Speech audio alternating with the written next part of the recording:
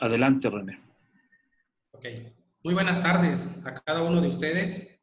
Gracias por su asistencia al seminario de posgrado en Ciencias Físicas con el tema Patrones de motilidad y dinámica de infección de tripomastigotes y trypanosomas cruzi en presencia de diferentes líneas celulares de mamíferos. A continuación, daré una breve reseña del ponente que nos acompaña el día de hoy.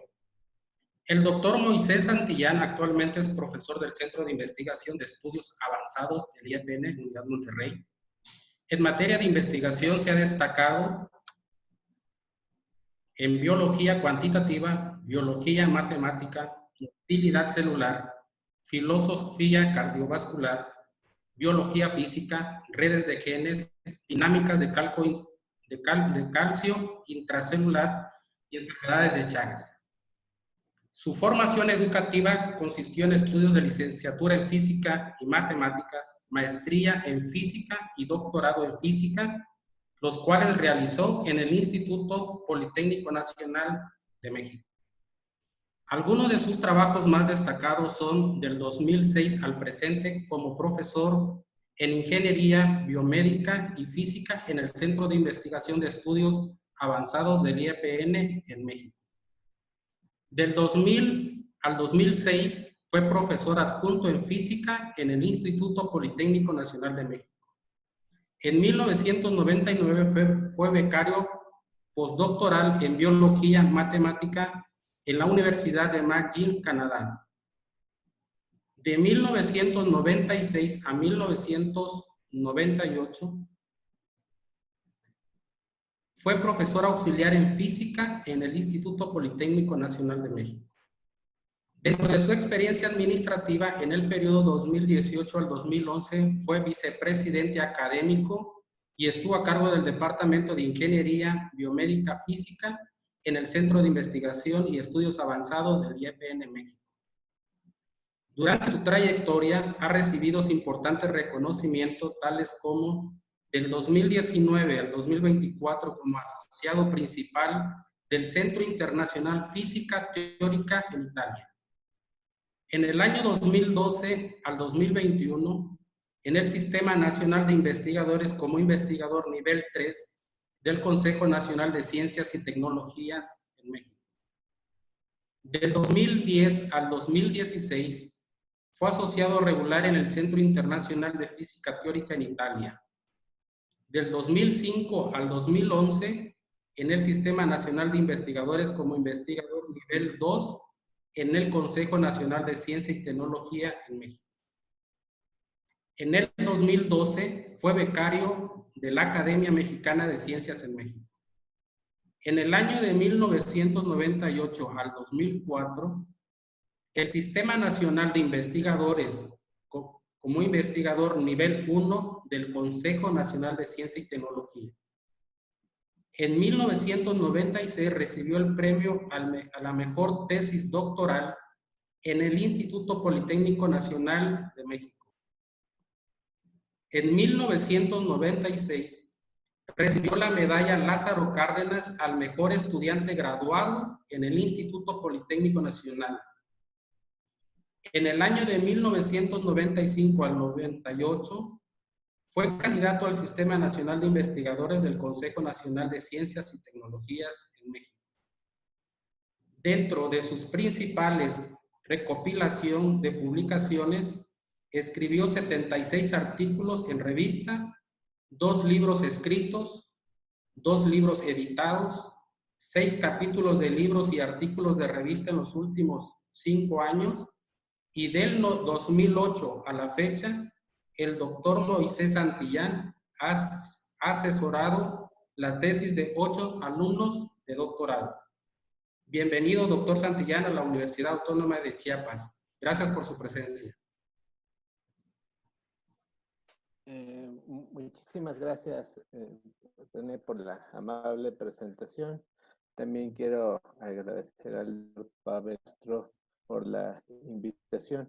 Para mí es un gusto estar nuevamente, aunque sea de manera virtual, en la Facultad de Ciencias Físico-Matemáticas de la Universidad de Chiapas. Estuve ahí ya hace algunos años, no recuerdo exactamente cuánto, pero alrededor de unos 5.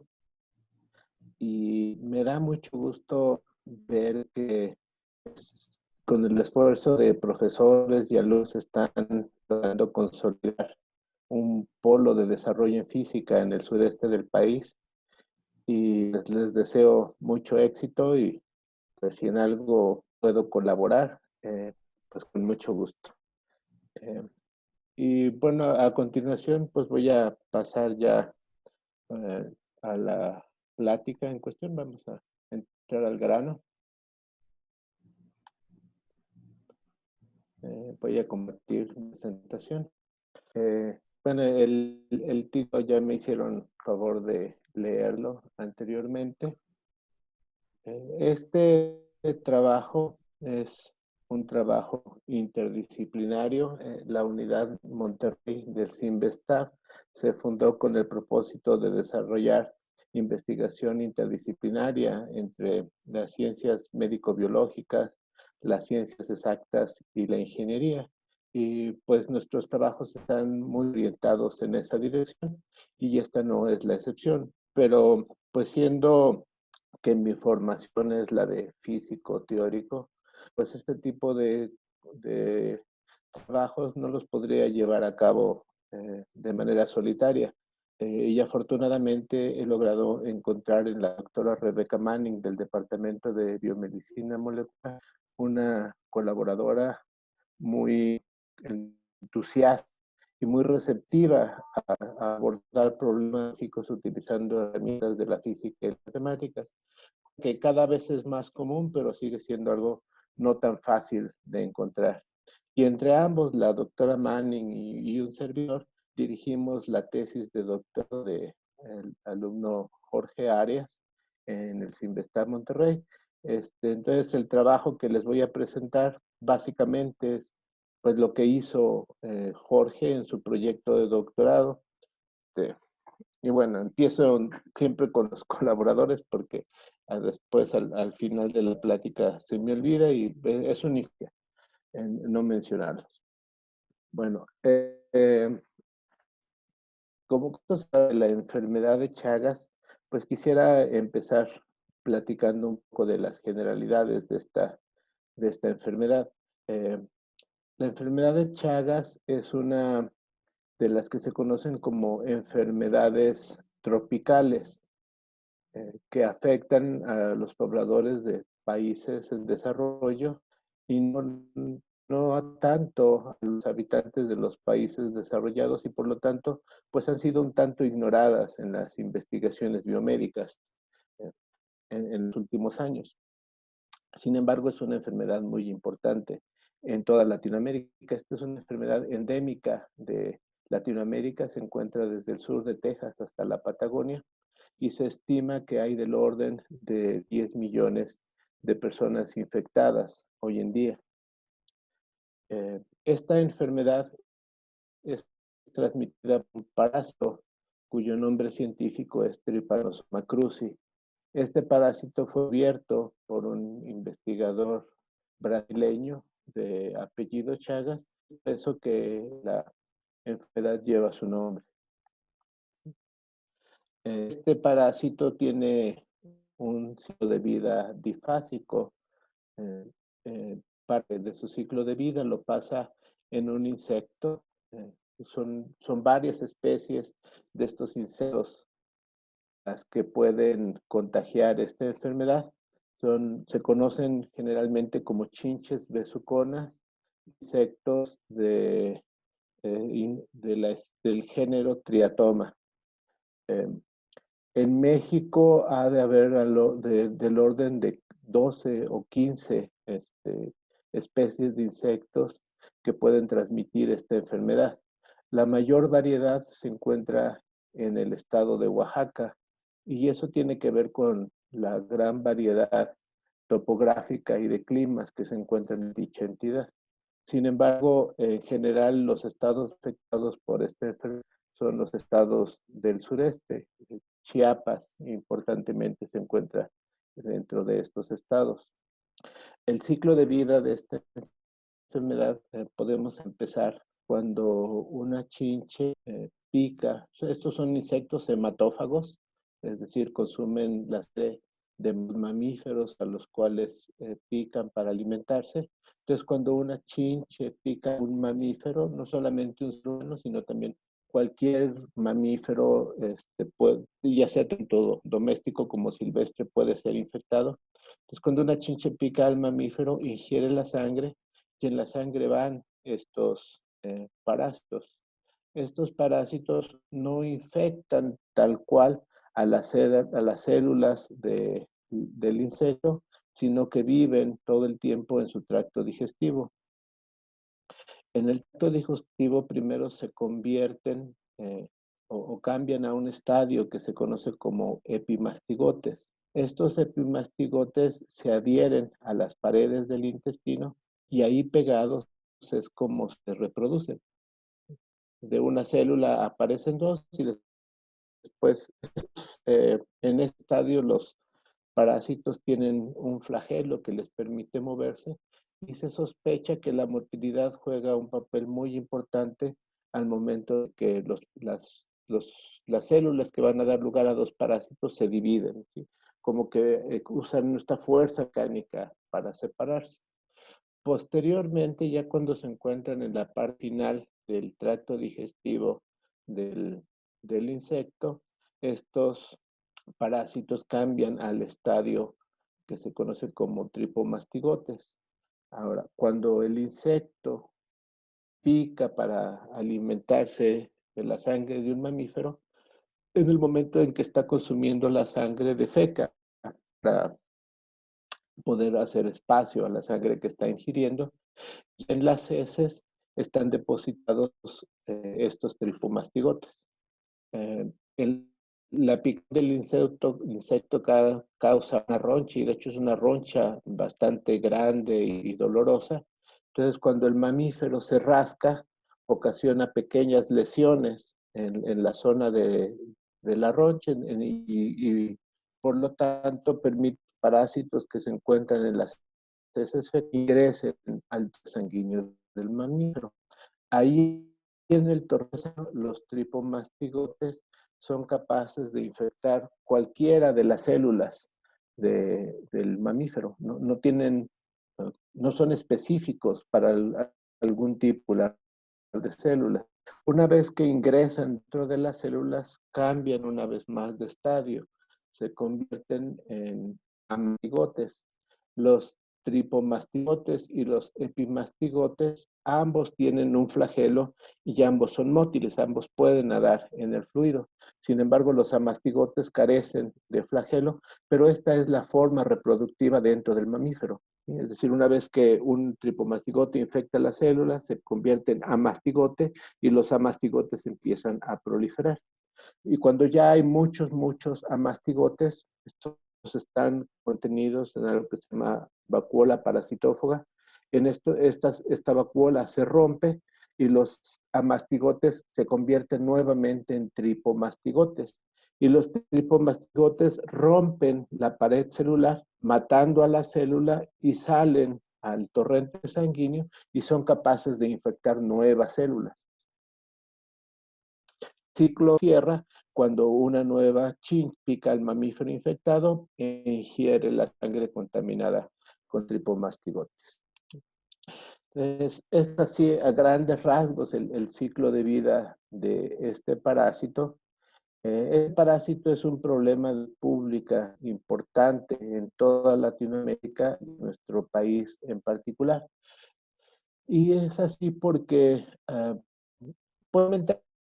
que el infectado, hablemos en particular de los seres humanos, pueden tener síntomas bastante severos por un par de semanas incluso. Hay inflamación de la picadura.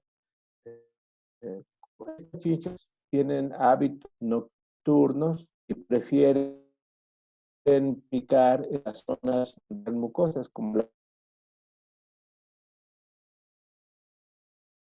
la boca o software. Después de pican aparece una inflamación en la zona de la picadura bastante grande, la persona puede tener fiebres intensas, etcétera, pero después de pocas semanas los síntomas desaparecen por completo y la persona puede permanecer asintomática por años. Y no es hasta que 20 o 30 estos parásitos empiezan a ocasionar males que pueden conducir a la muerte. No se entiende exactamente por qué, pero estos parásitos se encuentran en las personas o en los animales infectados, se encuentran principalmente en tejidos como el intestino o los músculos, particularmente el recto, en el caso del intestino, y el corazón, el músculo cardíaco, en el caso de los músculos. Siendo estos parásitos, o siendo que estos parásitos muestran cierta predilección por el corazón, pues ocasionan que haya primero agrandamiento del corazón, que hay una hipertrofia del corazón y finalmente ocasionan una insuficiencia cardíaca que es incapacitante para el organismo enfermo y eventualmente le puede causar la muerte. Entonces es un problema realmente importante en nuestro país, no es una enfermedad que reciba mucha atención, a pesar de que hay muchas personas enfermas, pues cuando uno platica con la gente en la calle, muy pocas están enteradas de la existencia de este padecimiento. Y por lo tanto yo creo que es muy importante pues entender primero cuál es, como los fisiólogos dicen, cuál es la fisiopatología de esta enfermedad, es decir, cuáles son los mecanismos que los parásitos utilizan para infectar y reproducirse dentro de las células, y esto probablemente nos pueda conducir a un mejor entendimiento, un mejor entendimiento y este mejor entendimiento a buscar algunas terapias que permitan ya sea prevenir o ayudar a la cura de la enfermedad. Algo que muchos biólogos experimentales que trabajan con este sistema han observado es que la motilidad parece jugar un papel muy importante en varias etapas a lo largo del ciclo de vida. Ya les había mencionado, por ejemplo, que el movimiento de los flagelos parece ser esencial para la reproducción de los epimastigotes en el tracto de los insectos. También una vez que los amastigotes se reproducen y se convierten en tripomastigotes, el movimiento coordinado del flagelo de todos los tripomastigotes que se encuentran dentro de una célula parece ser importante para que logren romper la pared celular y puedan salir del torrente sanguíneo a infectar nuevas células. Y finalmente, eh, se conocen algunos de los mecanismos que los parásitos utilizan para la infección, pero no del todo. Y algunas observaciones sugieren que la motilidad de los tripomastigotes es importante en el momento de la infección. Parece ser, algunas personas incluso han observado que los tripomastigotes están empujando literalmente la pared celular y eventualmente logran abrir un hueco por el cual introducirse a las células. Sin embargo, todos estos son, hasta el momento, observaciones, digamos, al microscopio, pero no existe como tal un, un estudio científico sistemático acerca del papel de la motilidad de estos parásitos en la infección. Y eso fue lo que nosotros pretendimos estudiar en el proyecto de doctorado de Jorge. Entonces, pues lo primero que teníamos que hacer era caracterizar la motilidad, es decir, encontrar los patrones de movimiento de los parásitos. Y para tal propósito, diseñamos y construimos el dispositivo que les muestro de manera esquemática aquí en esta figura. Aquí se presenta una vista lateral. El fondo del dispositivo es una placa de vidrio, es un portaobjetos. Sobre esa placa de vidrio se pega un waffle, no sé cómo traducirlo, pero sí en inglés es un waffle de un material polimérico cuyo acrónimo es PDMS. Este es un polímero, que es un plástico que tiene varias propiedades interesantes. Primero, no es tóxico para las células que estén en contacto con él. Y segundo, es permeable al oxígeno. Entonces, este permite tener cultivos celulares dentro de este material por tiempos más o menos prolongados. Entonces, en este waffle de PDMS, nosotros ponemos una cámara cilíndrica, y en esta cámara es donde vamos a observar a los tripomastigotes nadando. Esta cámara además está conectada con el exterior por dos pequeños conductos. Estos conductos nos van a permitir llenar a la cámara con el medio de cultivo, el medio líquido que contiene a los parásitos. Entonces, por una manguerita conectada a una jeringa, conectamos por un lado y empezamos a inyectar hasta que el líquido se derrama por el otro conducto, y en ese momento se sella tanto el conducto de entrada como el conducto de salida. Este dispositivo, probamos varias formas de grabar a los parásitos, pero digamos que concluimos diseñando este dispositivo porque, como pretendemos, estos parásitos tienen que estar a temperatura del cuerpo humano, a 37 grados centígrados, si no empiezan a morir.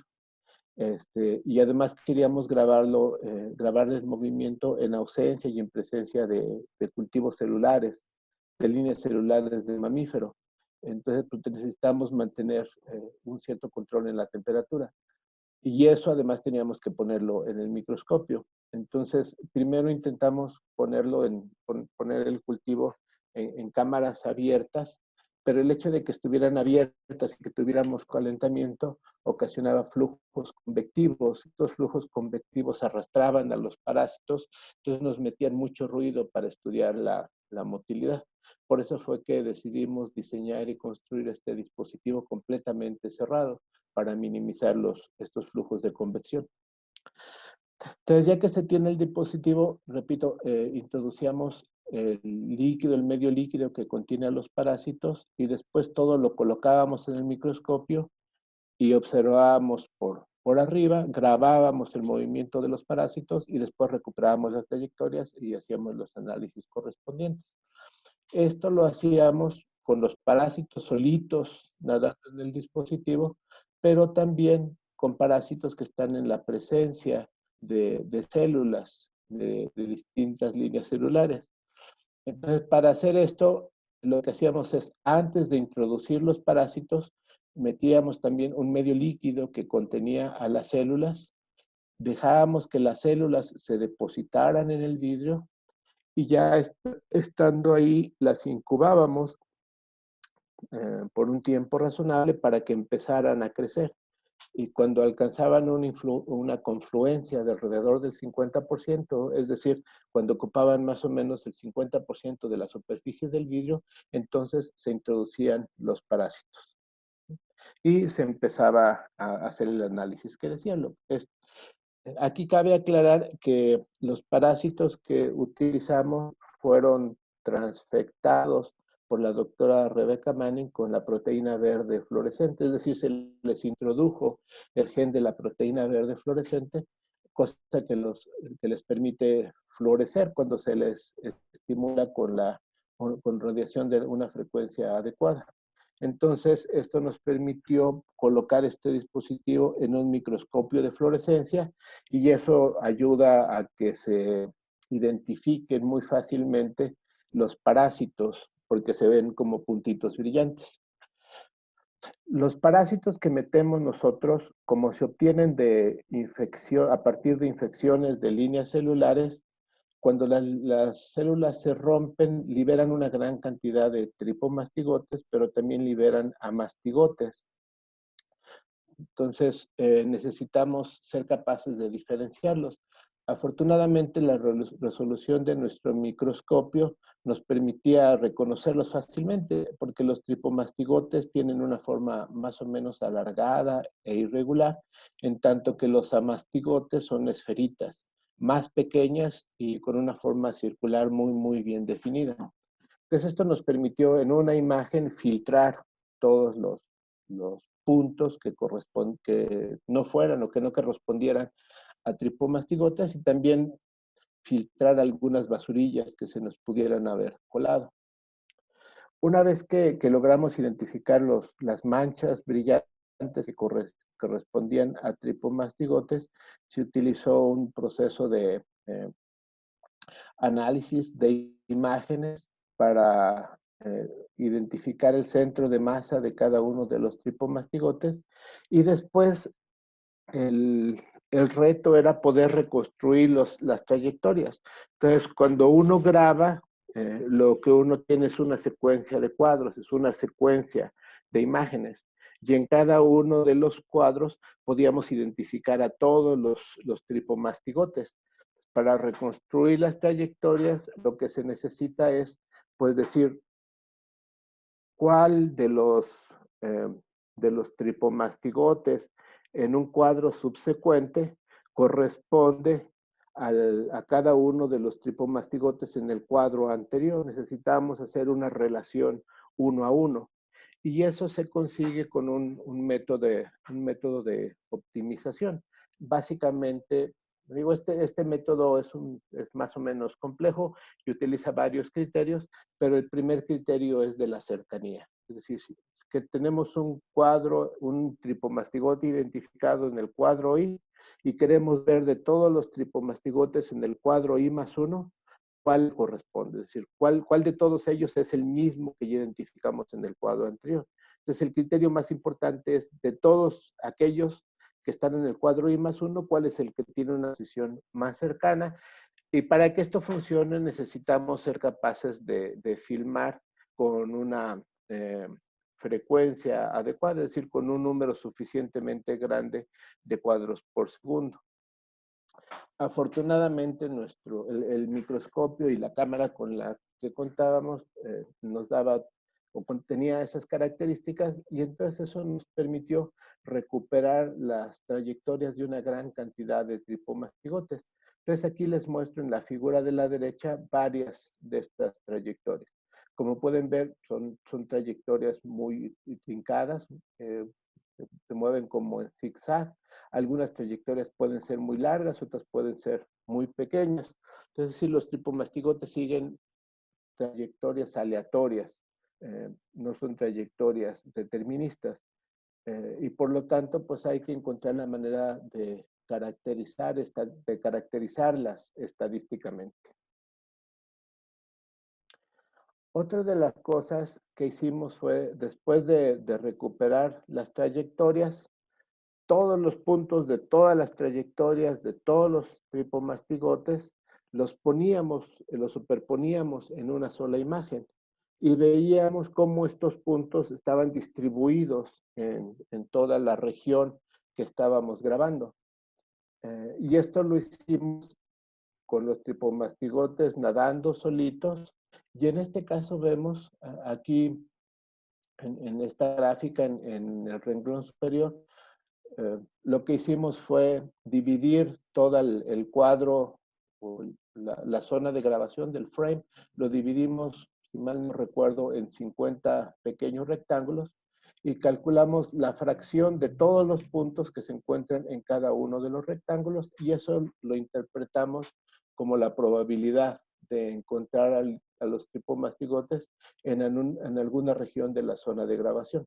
Entonces, como podemos ver en el cuadro de arriba, que corresponde a experimentos en los que los tripomastigotes están nadando solitos en la ausencia de células, podemos ver que la distribución de estos puntos es más o menos homogénea. Sin embargo, cuando colocamos a los tripomastigotes nadando sobre diferentes o capas de diferentes líneas celulares, vemos que hay zonas donde hay una concentración más de tripomastigotes. Esto lo podemos ver en los renglones de abajo. En estos casos, las imágenes se pueden ver sombras más oscuras. Estas sombras oscuras son las regiones ocupadas por células. Las zonas más claras son zonas libres de células. Y utilizamos diferentes confluencias.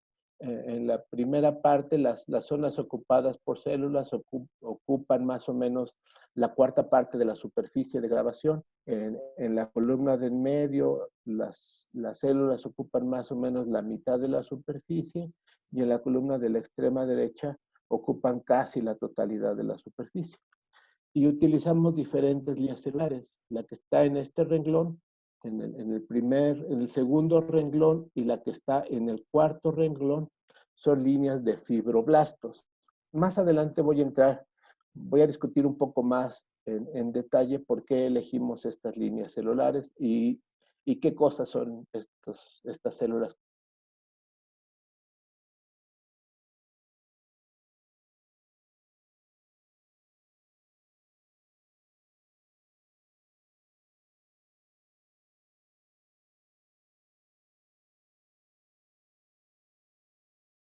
Experimentos que se hicieron con una línea celular de mioblastos. Después, repito, voy a explicar en detalle.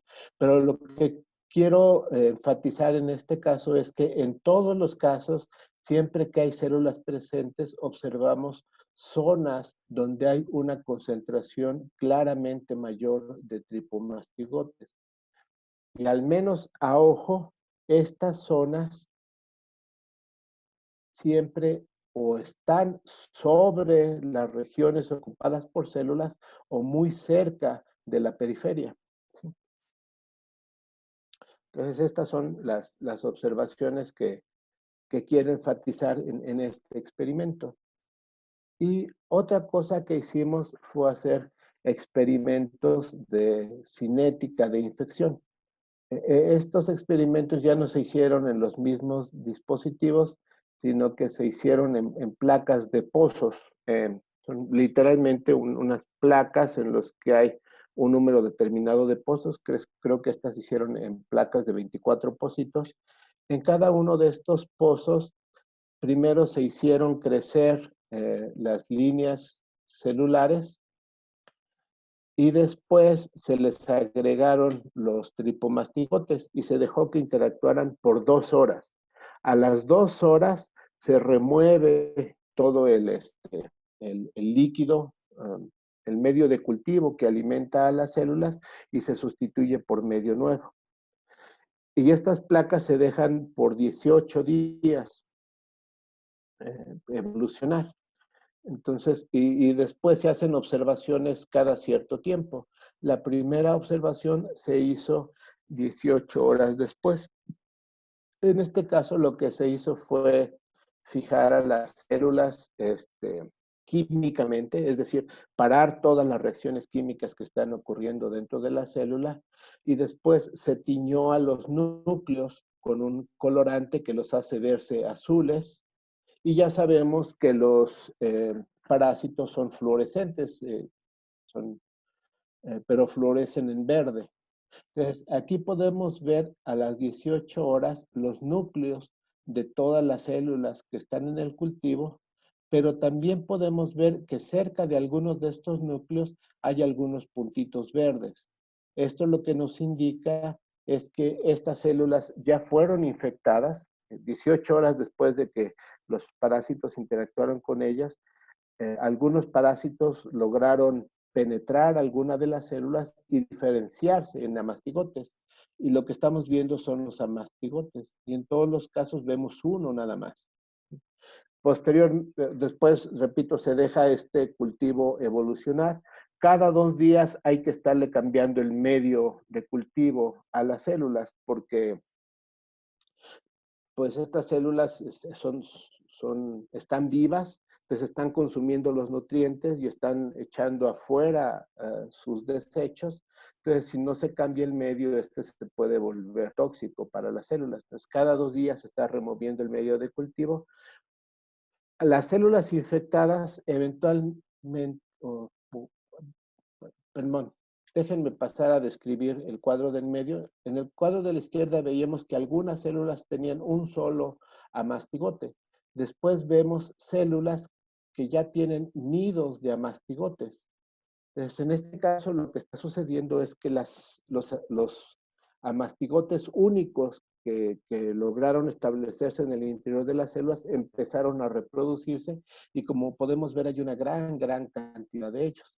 Eventualmente estos mastigotes, van a madurar, se convertirán en tripomastigotes y estos van a romper la pared celular y van a salir y buscar otras células que infectar. Y eso lo podemos ver porque a los 7 días hay algunas células con un montón de amastigotes, pero hay otras células que tienen un solo amastigote o muy poquitos, 2 en estos casos. Entonces, estas células con poquitos amastigotes son ya células de infecciones secundarias. Las que estamos viendo en el cuadro de la izquierda es la primera infección y aquí estamos viendo ya infecciones secundarias o tal vez terciarias. Y cuando observamos a los 13 días, pues lo que vemos es que ya casi todas las células están completamente infectadas y tienen una gran cantidad de amastigotes. Entonces, una primera cosa que podemos ver de aquí es que la fotografía tomada o las fotografías tomadas a las 18 horas posteriormente a la interacción entre los parásitos y las células, podemos ver que hay una fracción pequeña de células infectadas y esta fracción cambia dependiendo de la línea celular.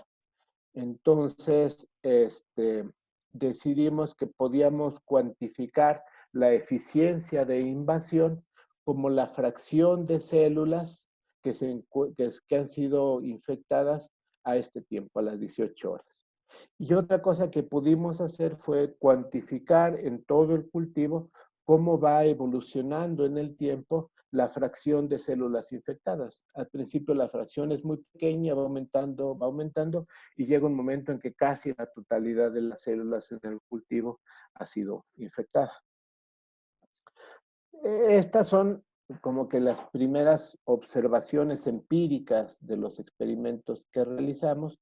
Pero repito, el objetivo no es quedarse únicamente con este tipo de observaciones, sino utilizar las herramientas de la física y las matemáticas que nos permiten hacer cosas más cuantitativas. Entonces, en un primer paso, lo que decidimos hacer fue explorar si la eficiencia de invasión está correlacionada con algunos parámetros relacionados con los patrones de movimiento de los parásitos. Entonces, una vez que recuperamos las trayectorias de todos los parásitos en ausencia y en presencia de células, uno de los primeros parámetros que podemos medir es cuál es la velocidad promedio. Entonces, y esto lo tenemos aquí. Entonces, aquí podemos ver que los parásitos, cuando están en ausencia de células, cuando están nadando por sí solos, se mueven con una velocidad promedio de 8 micras por segundo. Para tener una idea de lo que esto significa, debemos tomar en cuenta que estos parásitos miden alrededor de 15 micras. Son un orden de magnitud más grande que las bacterias de E. coli para tener un punto de referencia. Y esto lo que nos está diciendo es que los parásitos recorren una distancia igual a su longitud, más o menos cada 2 segundos, si es que están en ausencia de células. Y después tenemos cuáles son las velocidades cuando están en presencia de las diferentes líneas celulares. Aquí permítanme hacer una introducción de por qué elegimos las distintas líneas celulares. Esto tiene que ver con algo que les mencionaba anteriormente, que los parásitos, en los mamíferos infectados, cuando se analizan sus órganos, se ve que los parásitos principalmente se encuentran concentrados en el tejido cardíaco y en el intestino grueso, en el colon. Entonces, las células que elegimos son aquellas células que pudieran estar relacionados con estos tejidos. Eh, el punto verde corresponde a células de cáncer de colon. Son células que se originaron o que algún investigador hace muchos años recolectó de un tumor cancerígeno y las empezó a cultivar. Las otras células, esta de aquí en rosa, corresponde a mioblastos. Los mioblastos son las células embrionarias, las células que se encuentran en los embriones, que eventualmente se van a convertir en células del músculo cardíaco. Después de varios procesos de diferenciación, estas células se convierten en los cardiomiocitos, las células contráctiles del corazón. Y las otras dos líneas, la que está en naranja y la que está en azul, corresponden a fibroblastos. Los fibroblastos, bueno, permítanme hacer aquí una introducción. Todos los músculos esqueléticos de nuestro organismo están rodeados por algo que se conoce como tejido conectivo. Esto es lo que realmente cuando uno compra un bistec se conoce como el nervio. Cuando la carne no es muy buena, tiene mucho nervio, o al menos así le dicen en mi pueblo. Ese es el tejido conectivo. Y esta es una capa que tiene una gran resistencia elástica. Permítanme un ratito. Entonces, este tejido conectivo juega dos papeles. Primero, le brinda elasticidad al músculo y segundo, elimina o disminuye la fricción entre dos músculos diferentes. Pues bien, las células que se encargan de producir este tejido conectivo son los fibroblastos y se encuentran en estas zonas. Dentro del tejido conectivo hay una gran cantidad de fibroblastos. Siendo que los fibroblastos están asociados a todos los tipos de músculos, en particular al músculo esquelético, pues nos pareció también interesante estudiar cómo es la infección en ellas. Entonces, regresándome a la curva de la izquierda, aquí lo que podemos ver son varias cosas. Primero, los parásitos cambian su velocidad cuando están en presencia de células. No se mueven a la misma velocidad. Y lo segundo es que el cambio en la velocidad está positivamente correlacionado con la eficiencia de invasión. Entre más rápido se mueven las células, mayor va a ser la eficiencia de invasión. Esto sugiere que los parásitos de alguna manera son capaces de sentir que las células están ahí y cambian su velocidad. Y si este cambio es para que se muevan más rápido, eso quiere decir que las van a infectar más eficientemente. En el segundo caso, lo que estamos haciendo es ver si existe alguna correlación entre la eficiencia de invasión y este parámetro lambda, que es el exponente del desplazamiento cuadrático medio a tiempos cortos. Es decir, este exponente nos dice si el movimiento en tiempos del orden de pocos segundos es difusivo, si este parámetro es igual a 1, superdifusivo, es decir, si están explorando un área más rápidamente que la difusión browniana, si el lambda fuera mayor que 1, o subdifusivo, si lambda es menor que 1.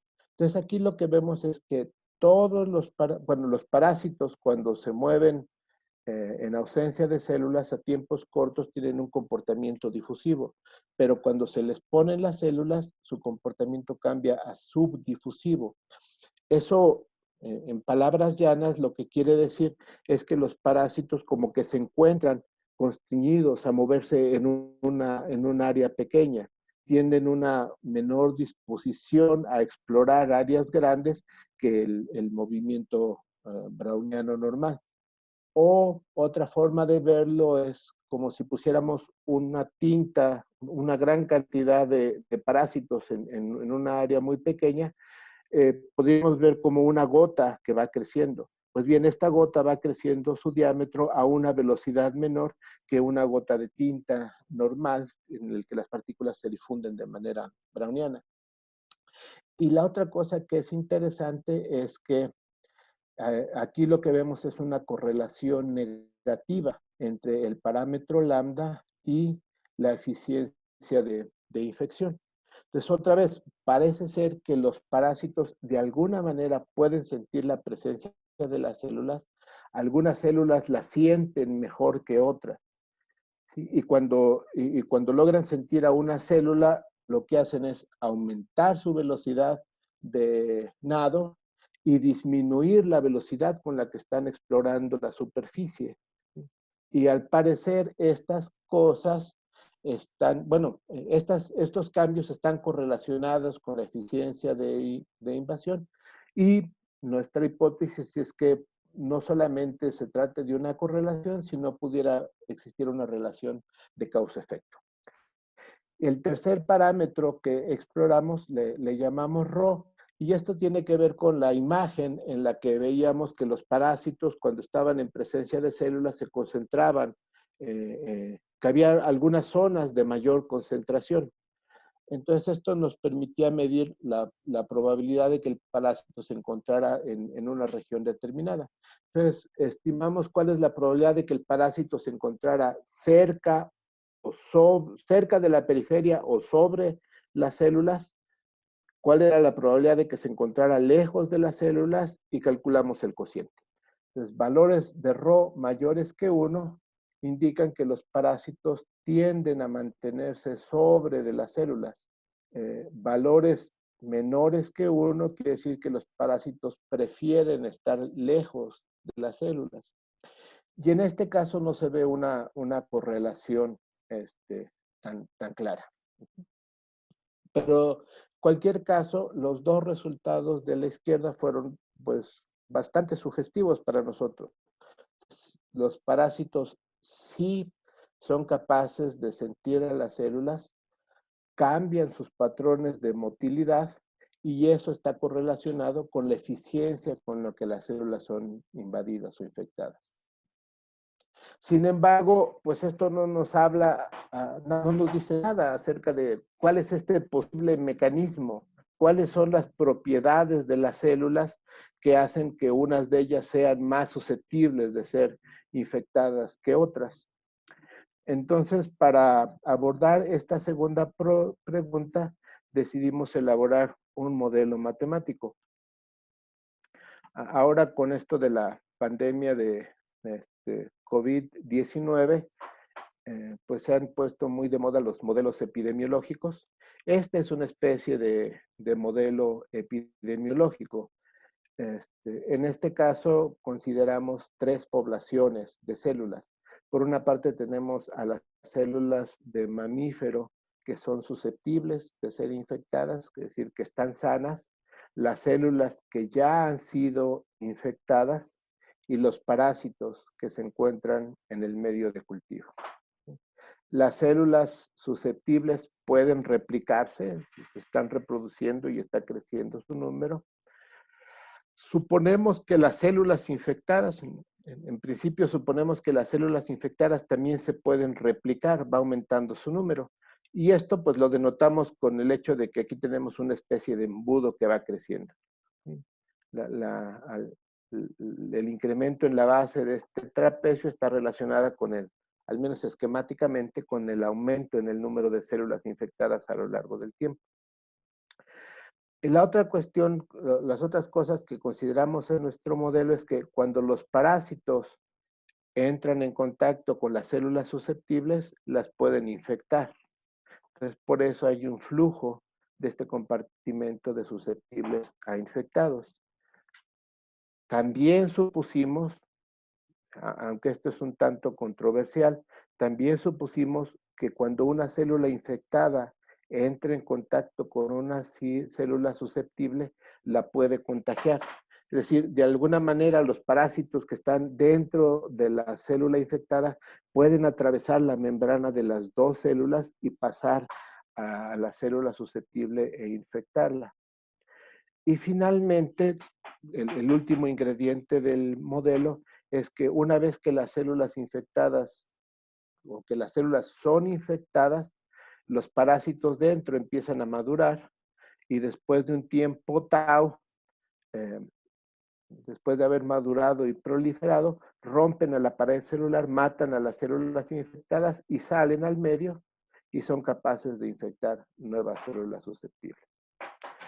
Todo lo que está explicado en este esquema se puede traducir a un sistema de ecuaciones diferenciales con retardo. Este sistema de ecuaciones contempla 3 ecuaciones diferenciales, una para cada una de las poblaciones que mencioné, los susceptibles, las células susceptibles de mamíferos, las células infectadas y la cantidad de parásitos. Y en este caso, todas estas son ecuaciones de conservación, son ecuaciones de balance de flujos. El cambio es igual a lo que entra o se produce menos lo que sale o muere. Entonces, en este caso, suponemos que las células susceptibles se están reproduciendo y que esta proliferación se puede modelar como con el modelo logístico de crecimiento poblacional. Y en este caso, las células susceptibles y las infectadas, ambas están compitiendo por los recursos, ambas están consumiendo los recursos del medio. Y K es la capacidad de carga, es el número de células en total que pueden vivir en nuestro medio de cultivo. RS es la tasa de proliferación. Ahora, las células, hay flujos de salida también del compartimento de células susceptibles y estos flujos están contenidos aquí. Tenemos un flujo de salida debido al contacto entre células susceptibles y parásitos, cuando los parásitos afectan a las susceptibles. Este de aquí sería algo así como la eficiencia de invasión o de infección. Pero también suponemos que las infecciosas pueden contagiar a las susceptibles cuando entran en contacto y esta sería como la tasa de contagio. Ahora, los flujos, bueno, para las células infecciosas, también suponemos que estas se pueden reproducir.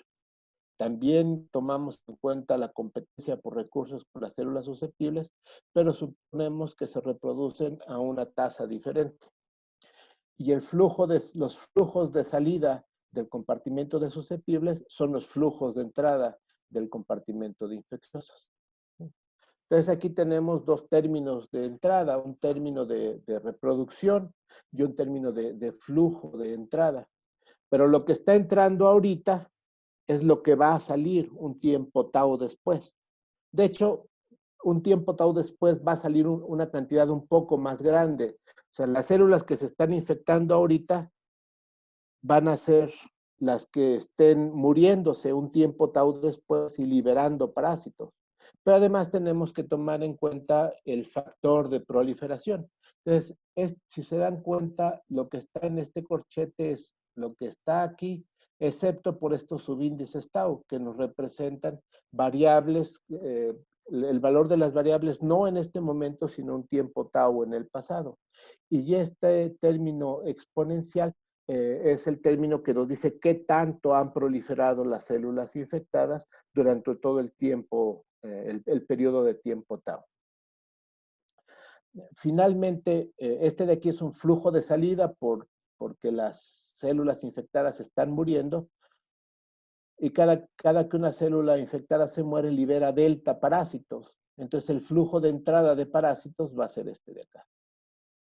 Y finalmente, pues los parásitos pueden infectar células. Cada vez que un parásito infecta a una célula, se pierde un parásito de la población.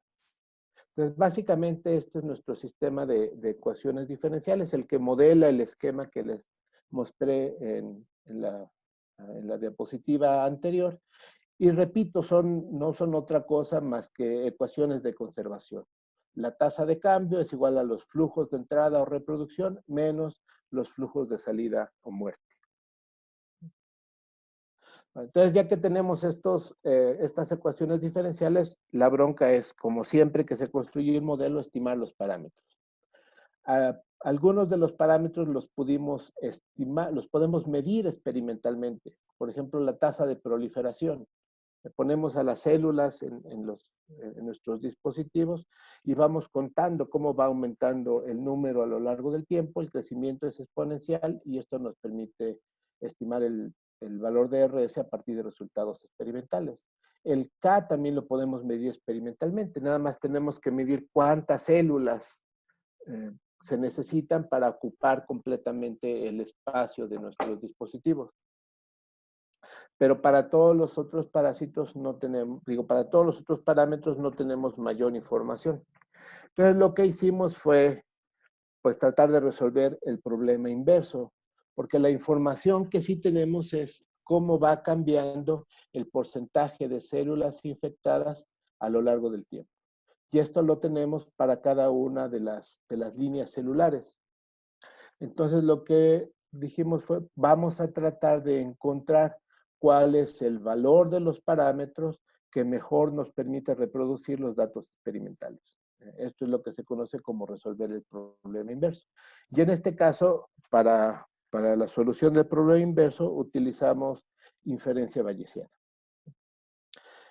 Y consideramos tres versiones del modelo. Una primera versión, que sería la curva negra, en la que suponemos que las células infectadas no pueden proliferar y que las células infectadas no pueden contagiar a las células susceptibles. Entonces, como podemos ver, en ninguno de los casos, el mejor ajuste del modelo es capaz de reproducir los datos experimentales. En este caso, las curvas se ven escalonadas, por lo que les decía que cada cierto tiempo tenemos que cambiar el medio de cultivo de las células. Entonces, cuando las células se contagian, los parásitos maduran en el interior de ellas y después son liberados, los parásitos están nadando en el medio de cultivo. Cuando removemos el medio de cultivo, quitamos todos los parásitos. Por eso, aquí se ve que una vez que quitamos los parásitos, en las curvas negras, el porcentaje de células infectadas, de hecho, empieza a disminuir levemente, porque hay algunas células que se están muriendo y están liberando nuevos parásitos. Y después tenemos aumentos repentinos, ¿sí? Entonces, estos aumentos repentinos son cuando nuevos parásitos perdón, lo expliqué mal, déjenme repetir. Aquí lo que vemos es el porcentaje de células infectadas y este empieza a disminuir. Y después aumenta rápidamente. Este aumento rápido se debe a que hay muchos parásitos en el medio y están otra vez ya contagiando activamente a las células, las están infectando rápidamente. Pues después removemos el medio y otra vez tenemos un escalón y así sucesivamente. Ahora, las segundas curvas son las rojas. Aquí suponemos que las células infectadas no se están replicando, pero que las células infectadas sí pueden contagiar a las susceptibles. Y en este caso, podemos ver que los resultados experimentales se pueden reproducir bastante bien en todos los casos. Finalmente, la curva azul corresponde al modelo más completo, en el que las células infectadas sí se replican y sí pueden contagiar a las células susceptibles. Y aquí pues no vemos una mejoría notable con respecto al modelo intermedio. En nuestra opinión, lo que esto indica es que al menos en estos experimentos, el hecho de que las células infectadas puedan contagiar directamente a las susceptibles sin que haya parásitos en el medio es algo que sí está ocurriendo y que debe tomarse en cuenta.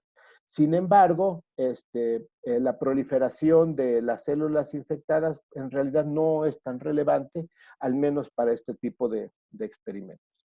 Entonces, lo que decidimos hacer fue quedarnos con la versión intermedia del modelo. Entonces, tenemos los valores de los parámetros del modelo para cada uno de los experimentos con las diferentes líneas celulares.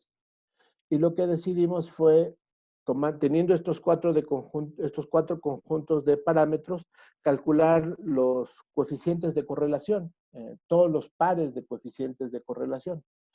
Y aquí tenemos una gráfica que nos ilustre los resultados que encontramos. Aquí lo que podemos ver es que hay coeficientes de correlación positivos, son los que están marcados en rojo, y coeficientes de correlación negativos, los que están marcados en azul. Algunos coeficientes de correlación tienen un valor absoluto muy pequeño, como este coeficiente de correlación entre la capacidad de carga, cuántas células pueden vivir en el dispositivo, y el tiempo de retraso, el tiempo que tarda la infección en una célula en madurar. Pero hay otras que se representan por las líneas gordas que tienen valores absolutos grandes. Entonces lo que decidimos fue filtrar y quedarnos únicamente con aquellos coeficientes de correlación que tuvieran un valor por arriba de 0.9 y sobrevivieron nada más estos. Entonces, déjenme recordar lo que significan los parámetros. RS es la tasa de proliferación de las células. K es la capacidad de carga. Cuántas células caben en el cultivo. Estos son dos parámetros que tienen únicamente que ver con las células. Los otros parámetros tienen que ver con la infección. Beta es la eficiencia de infección. ¿Qué tan rápidamente o qué tan eficiente es un parásito para infectar una célula? Delta es el número de parásitos que cada célula libera en promedio una vez que la infección ha madurado dentro de ella. Tau es el tiempo que tardan los parásitos en madurar. Y gamma es cuál es la eficiencia de contagio, qué tan eficientemente una célula infectada contagia a una célula susceptible. Entonces, lo que a nosotros nos llama mucho la atención es que este coeficiente, la tasa de proliferación, tiene correlaciones con valor absoluto elevado con la tasa de infección y con el tiempo de maduración de la infección en una célula. Pero la pregunta que queríamos contestar desde un principio es, ¿qué es lo que hace que unas células sean más eficientemente infectadas que otras? Es decir, lo que queremos ver es qué parámetros afectan o qué cantidades afectan este parámetro, que es la eficiencia de infección, y esta correlación nos llama mucho, mucho la atención. Y de hecho, aquí lo que resulta es que la tasa de replicación de las células está muy correlacionada de manera negativa con la eficiencia de infección. Es decir, las células que crecen muy rápido no son susceptibles de ser infectadas o son resistentes a la infección de los parásitos. En cambio, las células que crecen muy lentamente sí son altamente susceptibles de ser infectadas. Y esto para nosotros como que sí tiene mucho sentido porque el corazón, como les decía anteriormente, es uno de los órganos en los que más se concentran los parásitos y resulta ser que los cardiomiocitos, las células contráctiles del corazón, es una línea celular que ya no replica. ¿Sí? Cuando uno nace ya prácticamente tiene el número de células musculares cardíacas que va a tener por el resto de su vida. Entonces eso es algo que nos llama mucho la atención. Y la otra cosa es que de las líneas celulares, permítanme regresar acá, de las líneas celulares que estudiamos, esta, la verde, corresponde a cáncer de colon. Nosotros decíamos, bueno, como son células que provienen del colon, pues seguramente van a ser muy fácilmente infectadas por los parásitos, pero curiosamente no, la eficiencia de infección es muy, muy baja. Pero esto pudiera, si lo que estamos pensando tiene sentido, esto pudiera estar relacionado con el hecho de que a pesar que son células que provienen del colon, estas son células cancerígenas y que se están replicando a una tasa muy grande. Entonces, este resultado realmente nos tiene entusiasmados porque apunta en la dirección de posibles mecanismos que pudieran ayudarnos a prevenir la infección de las células del organismo. Porque, bueno, elucubrando un poco, cuando las células se están multiplicando, cuando se están replicando, no se están replicando todo el tiempo, sino lo que ocurre es que a lo largo del ciclo celular hay un par de fases en las que el crecimiento de las células se detiene y ese tiempo se aprovecha para que la maquinaria celular empiece a revisar si hay daño en el material genético. Si el daño es pequeño, el daño se arregla. Si el daño es muy grande, la célula se suicida, se va a la ruta de apoptosis, y después de que termina esta fase de chequeo, digamos, ahora sí entra la fase de replicación. Las células cancerígenas no tienen esta fase de chequeo, todo el tiempo están replicándose. Las células cardíacas, los cardiomiocitos, esas se quedan congeladas en la fase de chequeo, nunca entran a la fase de replicación. Entonces, pudiera ser que algún mecanismo que esté involucrado en el ciclo celular y particularmente un mecanismo que está activo durante la fase de chequeo sea el que los parásitos aprovechan para reconocer e infectar a las células. Pero bueno, ese es algo, una especulación que surge de estos resultados de modelación matemática, pero por supuesto hay que pues, tratar de demostrarlo experimentalmente. Y bueno, eso es todo lo que quería platicarles por el día de hoy. Agradezco mucho su atención.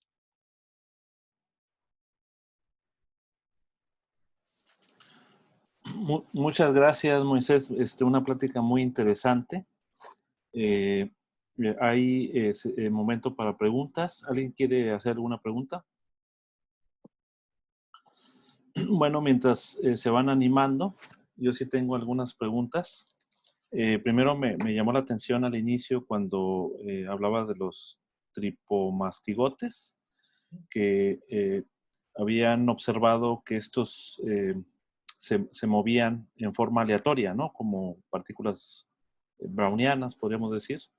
Pero bueno, estos bichos pues tienen una capacidad interna de un movimiento interno, ¿no? Que digamos ellos son capaces de realizar.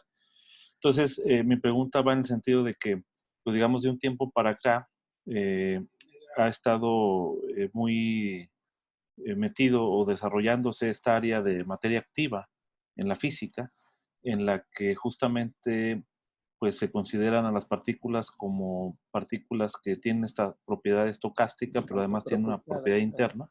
Entonces la pregunta es si ustedes saben si este tipo de bichos se pueden modelar en una cierta aproximación como partículas activas o están completamente fuera de eso, ¿no? Esa es No, una primera pregunta.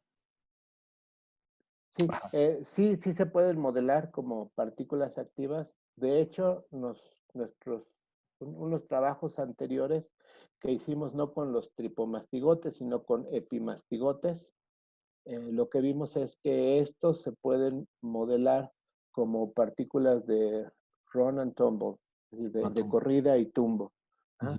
Y caracterizamos los tiempos de corrida y los tiempos de tumbo. Y aquí lo que nosotros pudimos ver es que los tiempos de tumbo obedecen una distribución exponencial, sin embargo los tiempos de corrida no, eso es como que hay memoria. Y utilizando las distribuciones que estimamos experimentalmente, pudimos hacer un modelo del tipo de Monte Carlo para generar trayectorias en la computadora, y estas trayectorias tenían prácticamente las mismas características que las observadas experimentalmente. Entonces sí de hecho yo creo que son un ejemplo de materia activa, y mucha de la teoría que se desarrolla en este campo yo creo que pudiera ser relevante para estudiar la motilidad de estos bichos. Y como hemos visto en lo que les he mostrado, es altamente probable que la motilidad y los cambios en los patrones de motilidad estén involucrados en fenómenos como la infección. Ok, muy bien, muy interesante. Bueno, voy a darle chance que pregunten los estudiantes y al ratito yo vuelvo a preguntar. Luis Lionel Sí, tiene una pregunta. ¿Quieres hacerla con tu propia voz, Luis Lionel? Bueno, ¿sí me escucha? Sí, Quería sí. saber, ¿este sistema es para dos células, ¿no? Es decir, una receptora y un atacante. ¿Hay alguna propuesta para un modelo para, por ejemplo, una defensa? Porque por el sistema del cuerpo humano, pues tiene una respuesta, ¿no? Para este tipo de células. Para saber cómo sería la dinámica entre las tres. Sí, no, y de hecho, o sea, no hay una propuesta concluyente. Hay indicios, y de hecho eso fue lo que nos motivó a hacer este trabajo. Algunos experimentos que se han hecho in vivo es hacer modelos de infección en ratones y suministrar fármacos que se sabe que alteran la motilidad de los parásitos. Y lo que se ha visto es que disminuye la virulencia de los mismos en los ratones. Entonces hay muchos indicios de que la motilidad está involucrada. Eh, Exactamente cómo, eso es lo que no se sabe. Y pues lo que nosotros estamos proponiendo es que los parásitos son capaces de sentir a las células, pero no a todas las células por igual.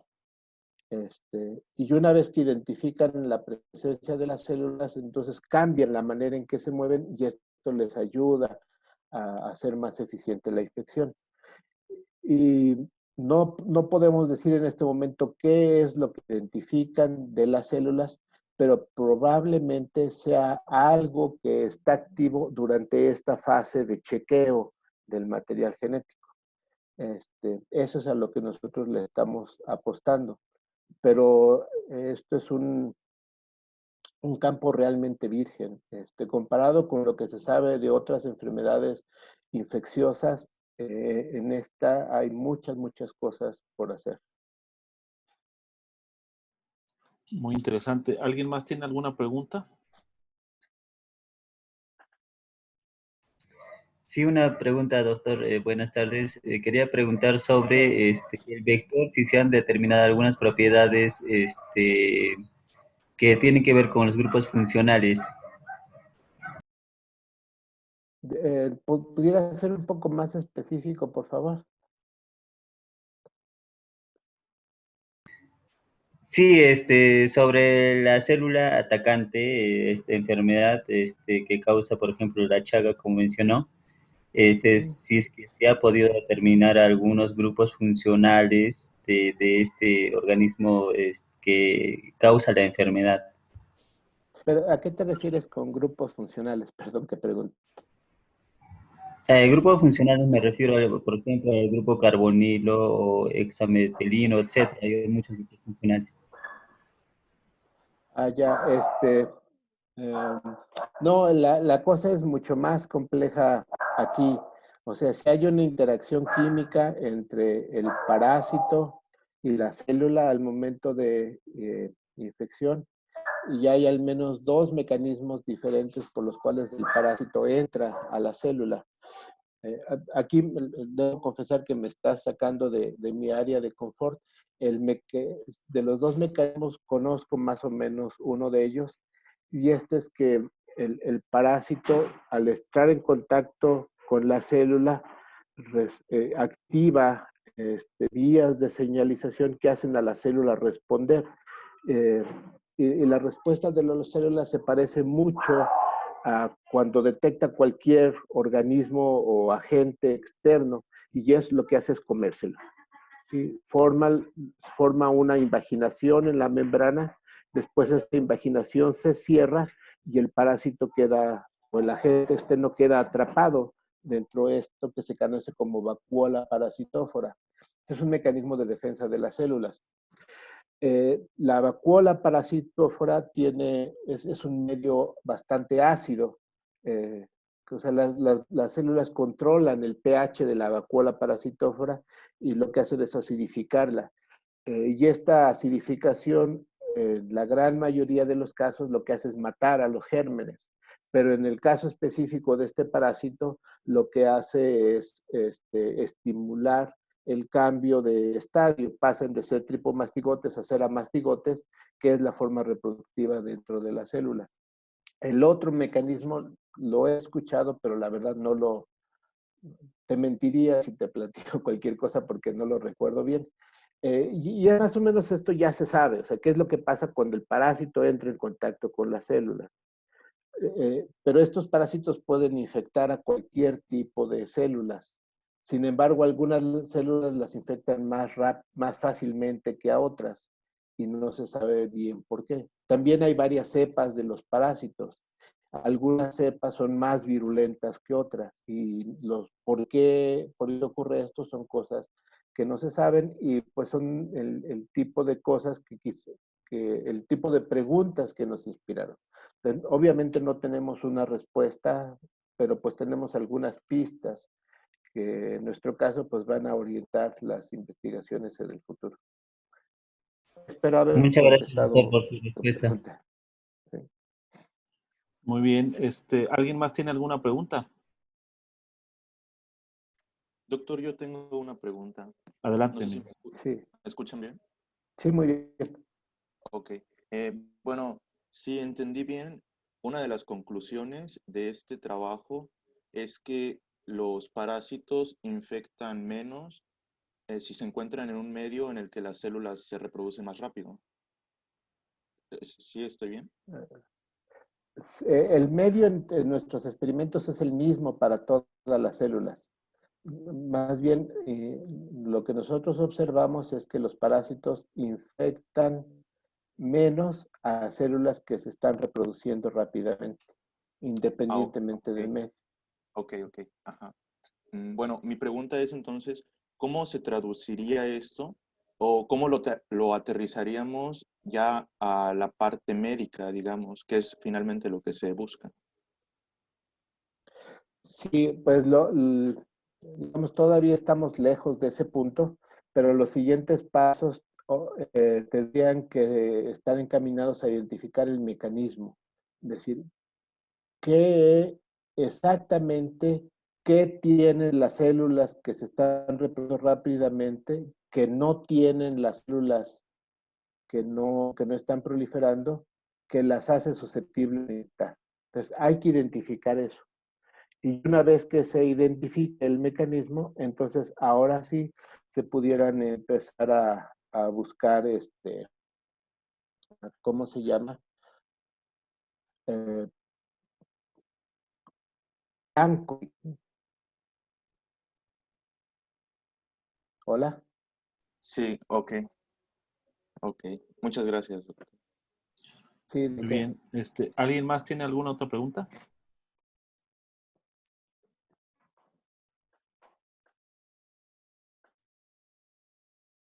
Bueno, yo tengo una pregunta en lo que se anima a lo mejor alguien más.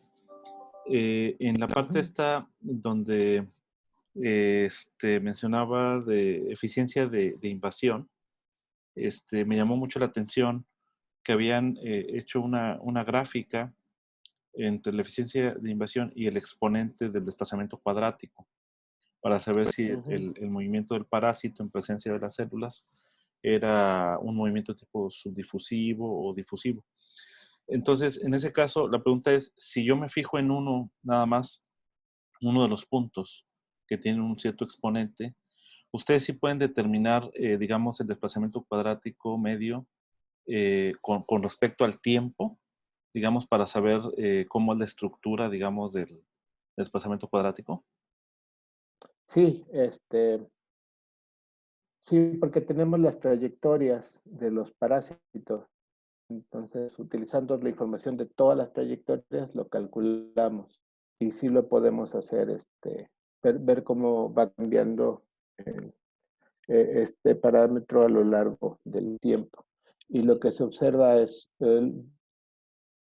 pues lo típico de cuando se tienen eh, esta materia activa, Ujú, que que tienes dos fases, una fase a tiempos cortos y después otra fase a ujú. tiempos largos.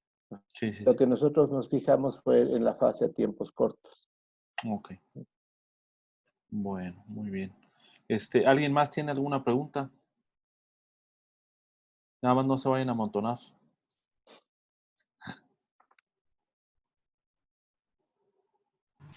Sí, una pregunta, quisiera Adelante, Raúl. saber qué propuestas de investigación para iniciarse en este campo, nos podría recomendar justamente.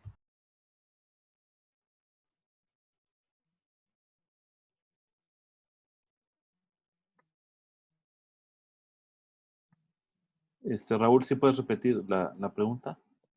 Ay, perdón, se me perdió el sonido, nada más escuché el principio. Sí, doctor, sí, lo que le comentaba es de qué tipo de, digamos, no qué temas, ¿no? Qué temas de investigación para el futuro para alumnos que, digamos, si yo quisiera estar interesado, es muy interesante para mí este tema y nos podría recomendar algún tema de investigación para iniciarse en este campo de investigación porque me llama mucho la atención.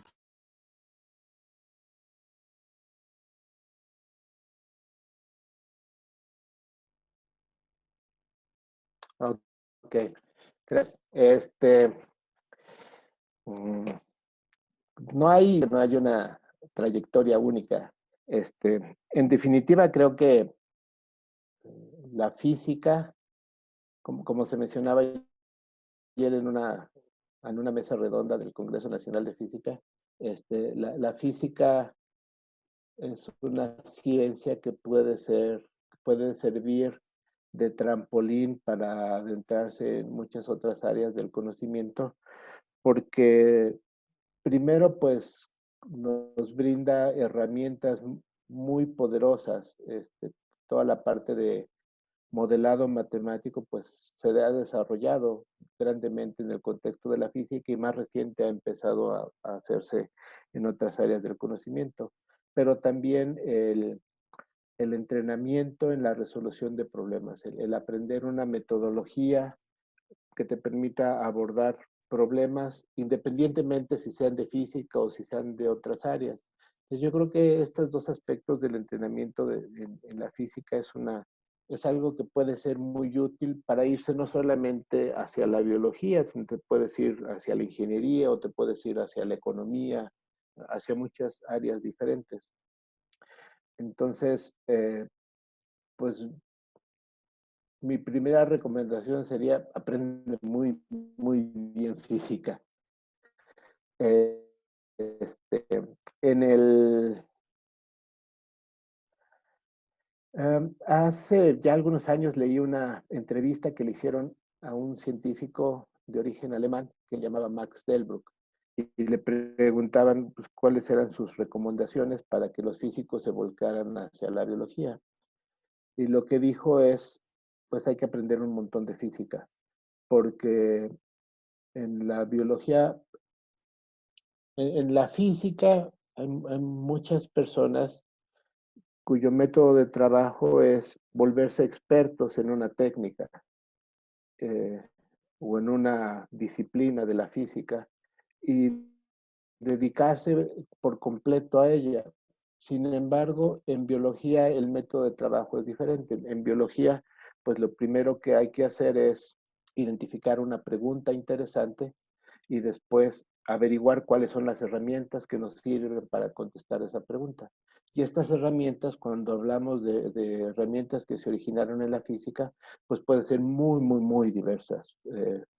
Típicamente lo que se utiliza son herramientas de la física clásica, pero puedes utilizar mecánica, puedes utilizar física estadística, termodinámica, electrodinámica. Entonces tienes que tener un conocimiento amplio de todas las áreas de la física para poderle entrar a un problema biológico, porque nunca sabes cuál de ellas es la que vas a necesitar.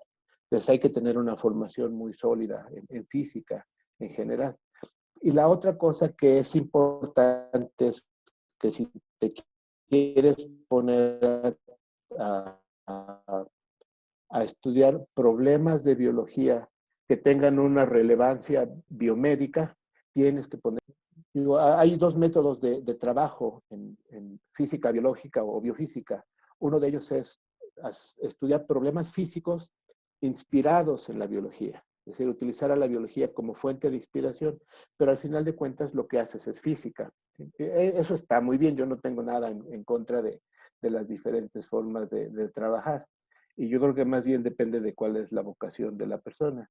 Pero otra forma de trabajar es tratar de contestar preguntas que tienen relevancia biomédica utilizando herramientas de la física. Y si esto segundo es lo que te interesa, pues entonces es un problema, yo creo que más complicado porque involucra ser no un experto, pero tener un conocimiento amplio de diferentes áreas de la física, pero también ponerte a aprender biología. Ahora, pues no hay, la vida no da tiempo para ponerse a estudiar, además de la carrera y un posgrado en física, una carrera en biología. Entonces, la mejor manera de entrarle a estas cosas es trabajando en ellas. Entonces, yo lo que te recomendaría es, pues busca a un asesor o una persona que esté trabajando ya en este tipo de problemas y en el camino irás aprendiendo todo lo que necesitas. Muchas gracias, Moisés. Muy interesante todo. Yo creo que bastante formativo para los estudiantes. Ojalá que lo aprovechen. Hay una última pregunta más de Luis Leonel. Adelante. Y ya con esa yo creo que ya cerramos.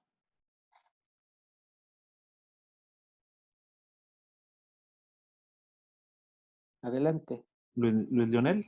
Sí, sí. Mi duda era cómo hicieron detección automatizada de las células o cómo detectaban cuál célula era cuál. Así, diferenciaban de manera manual o de manera automática. Sí, como hicimos varios experimentos, lo hicimos de manera diferente. Voy a tratar de explicar un poquito en detalle. En los experimentos de motilidad, ahí lo que aprovechábamos era que los parásitos son fluorescentes. Las células de mamífero no son fluorescentes. Entonces, cuando utilizamos el microscopio de fluorescencia, no sé si, supongo que están familiarizados, pero el fenómeno de fluorescencia es cuando tú tienes un material que lo estimulas en una frecuencia y emite en una frecuencia diferente. Entonces, nuestros parásitos tienen proteínas que son fluorescentes y que cuando las estimulas con la frecuencia adecuada, emiten en el verde. Entonces utilizamos microscopios de fluorescencia que tienen un láser en el que podemos controlar la frecuencia de emisión y tienen un filtro que nos permite elegir cuál es la frecuencia con la que estamos recibiendo la señal. Entonces eso nos permite ver únicamente los parásitos y no ver a nada más. Y una vez que vemos los parásitos, ahora sí utilizamos estas herramientas de análisis de imágenes. Y básicamente lo que hay que hacer es, tienes la imagen dividida en píxeles, esto está en blanco y negro, y seleccionas aquellos píxeles, estableces un umbral de intensidad y seleccionas aquellos píxeles que superan ese umbral. Entonces eso te permite identificar todas las zonas fluorescentes en el campo. Y una vez que identificas todas las zonas fluorescentes, utilizas otra información. Por ejemplo, si son zonas muy grandes, seguramente son amastigotes, entonces todas las puedes filtrar y te quedas únicamente con los tripomastigotes. Entonces, y después calculas el centroide, el centro de masa de cada región de píxeles. Entonces ya tienes un punto, tienes las coordenadas y haces lo mismo cuadro por cuadro. Entonces tienes un conjunto de coordenadas X y Y a lo largo de diferentes tiempos. Y después lo que tienes que hacer es identificar cuál punto en el cuadro I corresponde a cuál punto en el cuadro I más 1. Y eso es mediante un algoritmo de optimización. De esa manera vas reconstruyendo las trayectorias. En el caso no de experimentos de motilidad, sino cuando queremos ver, por ejemplo, cuántos tripomastigotes hay en cada célula, o más bien cuando queremos identificar la fracción de células infectadas, ahí lo que se hace es utilizar una tinción que pinta los núcleos en azul y además tenemos a los tripomastigotes que se ven verdes. Entonces ahí lo que hacemos es tomar dos fotografías una tras otra. Primero una con fluorescencia en azul y otra con fluorescencia en verde, y se superponen. Entonces, para ver cuántas células, cuáles células están infectadas, pues como sabemos que cada célula tiene un núcleo, pues hay que ver cuáles son los núcleos. Y todos los núcleos que tengan tripomastigotes o amastigotes cerca, perdón, van a corresponder a células infectadas. Y eso lo puedes hacer también con análisis de imágenes.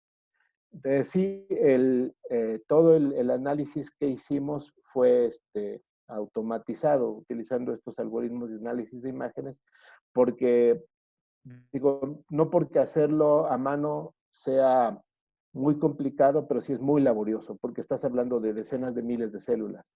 Entonces, estar analizando y contando célula por célula en cada uno de los cuadros, pues es algo que te lleva mucho tiempo y además es muy, muy cansado.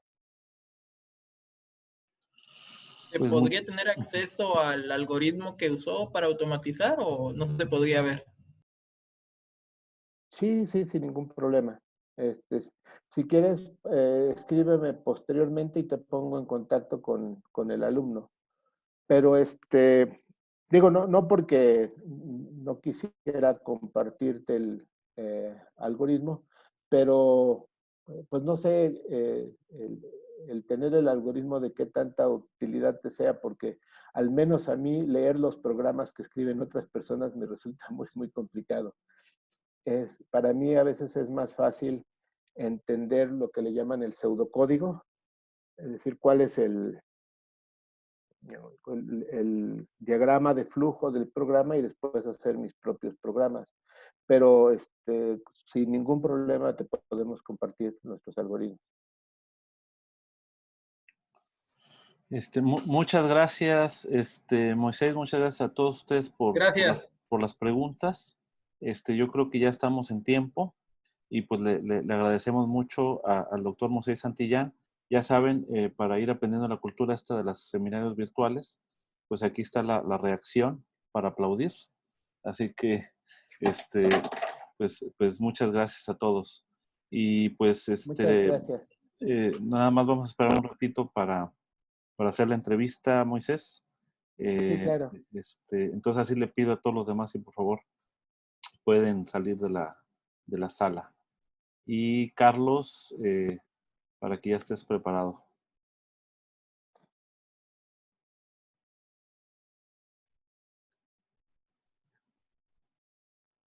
Gracias, cuídese.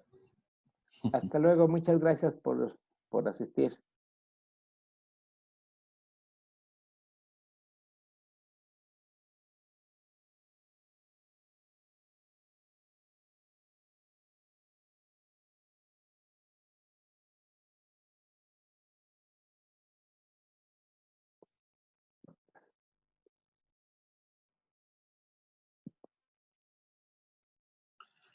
Carlos, pues, y Walter son los que apoyan de manera voluntaria y con amor al arte a hacer la divulgación de la facultad. Ok.